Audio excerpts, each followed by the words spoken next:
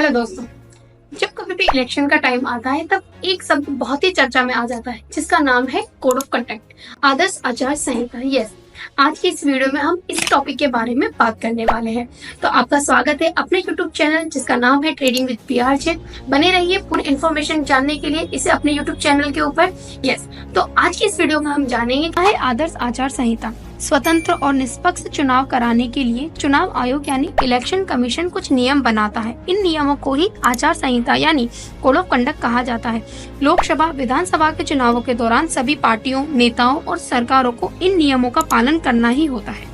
फिर एक प्रश्न आता है कि आचार संहिता कब से लागू होती है, जिसको आप समझ लें कि चुनाव आयोग द्वारा चुनावी तारीखों की घोषणा के बाद से तुरंत ही आचार संहिता लागू हो जाती है और जब चुनाव की प्रक्रिया पूरी नहीं होती, मतलब जब तक चुनाव की प्रक्रिया पूरी नहीं होती तब तक ये लागू रहती है।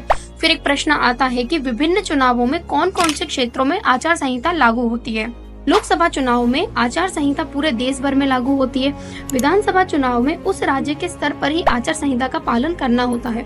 उपचुनाव में संबंधित निर्वाचन यानी ओनली इलेक्टोरल एरिया में ही आचार संहिता लागू होती है। फिर एक सवाल पूछा जाता है कि आचार संहिता कौन से कानून के तहत बनती है। तो आपको जानकारी दे दूं कि आचार संहिता किसी भी कानून के तहत नहीं बनाई जाती है। ये सभी राजनीतिक दलों की सहमति से बनाई जाती है और लगातार विकसित हो रही है। फिर एक प्रश्न आता है कि कोड ऑफ कंडक्ट का पालन न करने से क्या परिणाम होते हैं। आपको यह जानकारी भी दे दूं कि कोड ऑफ कंडक्ट का पालन न करना कानून और नियमों का उल्लंघन माना जाता है।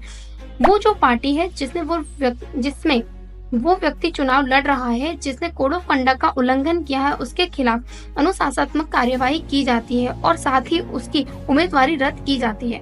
तो दोस्तों, आपको अच्छे से समझ आ गया होगा कि आचार संहिता होता क्या है, आचार संहिता कब से लागू होती है, किन किन क्षेत्रों में आचार संहिता लागू होती है और उसके क्या परिणाम होते हैं। आई होप दोस्तों इस वीडियो के थ्रू आपको आचार संहिता के रिलेटेड जितने भी क्वेश्चंस थे वो आपके क्लियर हुए होंगे। इस तरह की और भी इंफॉर्मेटिव वीडियो आप देखना चाहते हैं तो प्लीज हमारे चैनल को सब्सक्राइब कीजिए, नोटिफिकेशन आइकन दबाना मत भूलिएगा, चैनल को लाइक एंड शेयर जरूर कीजिएगा।